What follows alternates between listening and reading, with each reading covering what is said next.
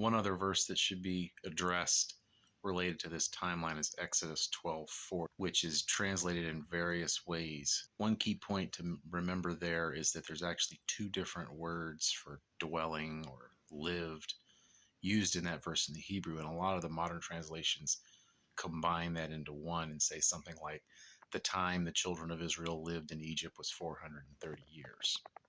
The King James Version might not use the best words for each one as it's translated, but it does retain that distinction of two different words. And it says, now the sojourning of the children of Israel which dwelt in Egypt was 430 years. Exodus 12:40 is an excellent example of the importance of context. Context helps us discern the meaning of a set of words where the meaning either isn't clear or obvious, or when the actual meaning differs from the most natural meaning one would get from the words by themselves. So context helps us understand the meaning of vague statements and also helps us avoid jumping to wrong conclusions that seem correct at first glance. The most obvious meaning of Exodus 12:40 is that the children of Israel lived in Egypt for 430 years. We might, with a little bit of context, say, okay, that's when Joseph moved there, or that's when Jacob moved there, 430 years from that point. I have a couple of modern examples to help illustrate how context can help us understand this meaning. Consider these other two statements. The dwelling of us who live in the United States has been over 300 years, and the dwelling of President Truman who lived in the White House was 8 years. Now let's bring in context. In the first case, it's an answer to a question my son might ask. Dad, how long have we been in the United States?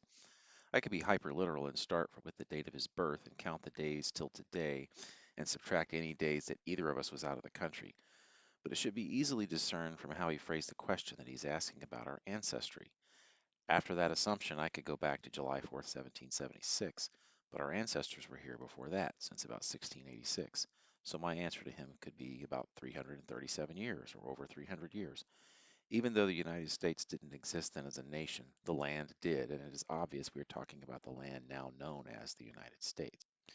Suppose a visitor to Washington, D.C. watched President Truman leave the White House on his last day in office. He might ask, how long did President Truman dwell here?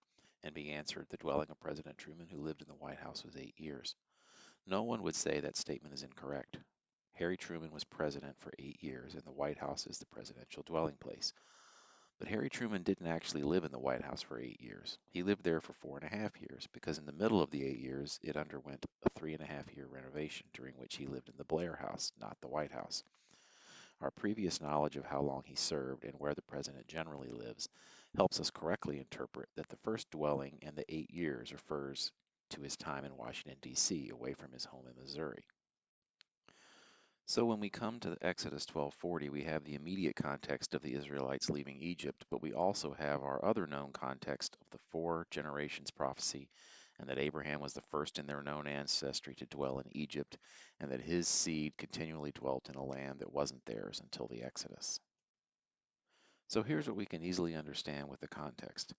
The dwelling of our ancestors and us who lived or now live in the land now known as the United States has been over 300 years. The dwelling of President Truman, who lived in the White House and also in the Blair House due to White House renovations, was 8 years.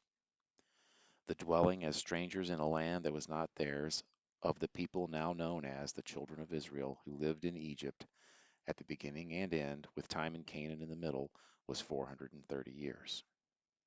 So that's not the most obvious meaning of the text if we look at it all by itself, but once we consider context, it's clear when the 430 years began and ended. And Paul confirms this understanding in Galatians 3:17. The view of the chronology that I presented here in the last video and in this one is known as the short sojourn view. There's also a long sojourn view, which, since I don't agree with that one, I'm not going to present it here, but I am going to put a link to someone who makes a strong case for it in the description. Essentially, the long sojourn view sees the 4th generation as not referring to generations like Jacob, Levi, Kohath, Amram, Moses, but rather each generation being a length of time. And they go with 100 years. Since there's a 400 years in Genesis 15, they take the 4 generations to be 100 years each. They also say that the genealogies given of from Levi down to Moses are missing generations, which genealogies often do. And that the 400 years isn't an exact number, it's a round number, but the 430 years is, since it says in Exodus 12 that the 430 years was to the day. And then when we get to Galatians 3:17, they say that Paul is using a later confirmation of the promises as the starting date of his 430 years. The last thing to look at on the short sojourn view is how did they get from such a small number of people, whether 70 or 120, to 600,000 men over 20 in only 215, we'll say 216 years, because it was another year before the census.